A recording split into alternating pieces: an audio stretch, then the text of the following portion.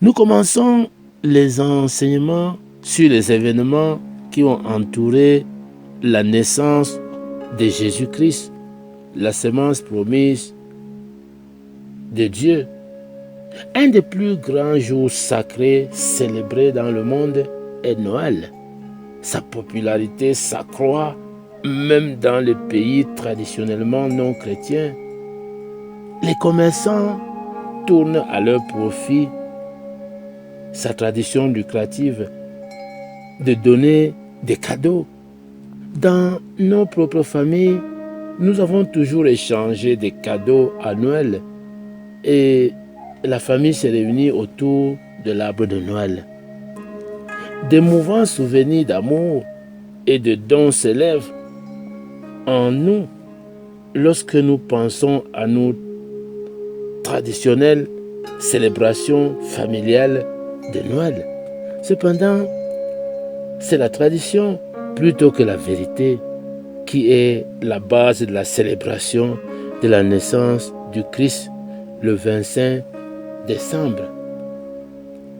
La tradition nous a apporté une étoile stationnaire et éblouissante au-dessus de Bethléem, poursuivie par 3 hommes sages, la nuit où Christ naquit dans une mangeoire, entouré par des bergers et des animaux.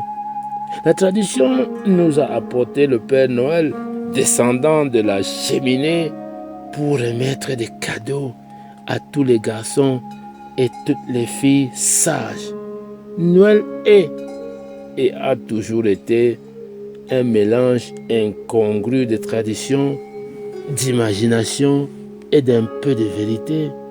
De même que tout le monde, j'ai été enseigné en tant qu'adolescent qu'il avait 3 hommes sages qui sont venus voir Jésus à sa naissance.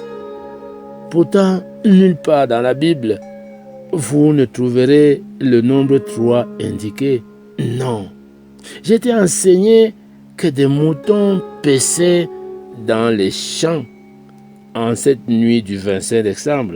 Cependant, tous les livres que j'ai lus sur les coutumes orientales ont assuré que les moutons ne sont pas laissés dans les pâturages au-delà d'octobre. Tout simplement parce qu'il fait trop froid, excessivement froid. J'ai également été étonné pourquoi le roi Hérode aurait voulu que tous les enfants mâles âgés de 2 ans et au-dessous fussent tués si Jésus-Christ n'était qu'un bébé nouveau-né. Pendant que je grandissais dans l'église, personne ne m'a jamais enseigné qu'il pouvait y avoir une quelconque relation directe entre les signes astronomiques dans le ciel et la naissance du Fils unique de Dieu. Pourtant, Dieu a placé les étoiles dans leur course et les a établies pour être des signes et des époques. Genèse 1, verset 14. Assurément, il n'est inconcevable que le Seigneur, Dieu Tout-Puissant, le Créateur des cieux et de la terre, ait pu dans ses connaissances, sagesse et capacités infinies, coordonner les mouvements des étoiles et des planètes pour qu'avec leur grandeur céleste, elles puissent annoncer la naissance de son Fils unique, le Messie. Ainsi, comment s'est-il fait que le jour de la naissance de notre Sauveur soit associé avec le 25 décembre? Je voudrais qu'on réfléchisse ensemble. Nos aînés ont rendu cet enseignement disponible. C'est là et nous bâtissons catéchèse pour vous l'enseigner, vous aussi. Quand est-ce que le Sauveur est réellement né?